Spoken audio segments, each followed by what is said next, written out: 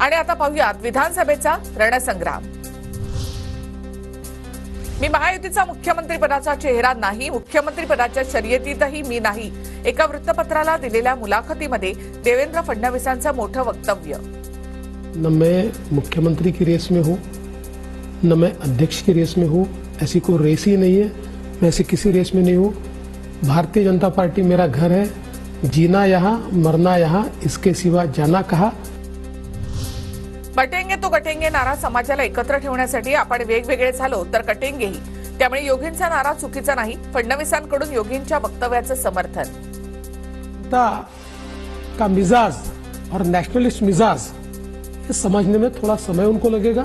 बटेंगे तो कटेंगे, इसका अर्थ समाज को एकत्रित रखना है और मुझे लगता है इसमें कोई गलत बात नहीं। गेल्या निवडणुकीमध्ये अबकी बार 400 पारमुळे फटका बसला। आता बटेंगे तो कटेंगेला सुद्धा आम्ही सर्वांनी विरोध केला, ते मला मान्य नाही। पंकजा मुंडेंचा देखील त्याला विरोध आहे। अजित पवारांची भाजपच्या नाऱ्यावर भूमिका स्पष्ट। बटेंगे तो कटेंगे वाला जो नारा है उसको हमने सबने विरोध किया। मैंने अकेले ने नहीं, मेरे पार्टियों ने तो किया ही किया। बीजेपी के मुझे किसी ने बताया, पंकजा मुंडे ने भी विरोध किया।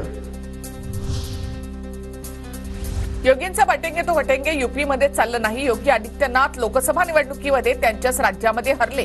संजय राऊतांचा निशाणा। 40 जागा इंडिया आघाडी जिंकली योगींच्या उत्तर प्रदेशमध्ये। तिकडे त्यांचं बटेंगे कटेंगे चाललं नाही, तेव्हा ते महाराष्ट्रात पुण्यामध्ये येतात। पुण्यामध्ये अजिबात चालणार नाही।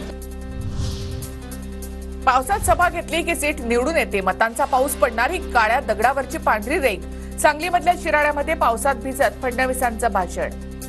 पावसात सभा घेतली की सीटा निवडून येतात। पाऊस पडो की न पडो, मतांचा पाऊस पडणार ही काळ्या दगडावरची पांढरी रेघ आहे। मी भाषण सुरू केलं की पाऊस पडतो आणि त्यानंतर निकालही चांगला लागतो। इचलकरंजीमध्ये शरद पवारांचं भर पावसामध्ये जोरदार भाषण। ऑल इंडिया पर्सनल लॉ बोर्डाच्या व्हिडिओवरून भाजप आक्रमक, नोमानी यांच्या व्हिडिओवरून आशिष शेलार यांची महाविकास आघाडीवर सडकून टीका। पवार, ठाकरे, राहुल गांधी, पटोलेंना सज्जाद, नोमानी यांचा पाठिंबा। नाशिकमध्ये भाजप आणि ठाकरे गटामध्ये राडा। मतदार स्लिप वाटण्यावरून वाद। अंबड पोलीस स्थानकाच्या बाहेर कार्यकर्त्यांचा गोंधळ। पोलिसांकडून समजूत काढण्याचा प्रयत्न, तर पोलिसांनी चौकशी करून हत्येचा प्रयत्न केल्याचा गुन्हा दाखल करावा। पंकजा मुंडेंचा ठाकरे गटाच्या कार्यकर्त्यांवर निशाणा। मी माझा रिमोट तुमच्या हातात देऊ दिला नाही तर काँग्रेसच्या हातात कसा जाऊ देईल। पंतप्रधान मोदींच्या टीकेला उद्धव ठाकरे यांचा प्रत्युत्तर।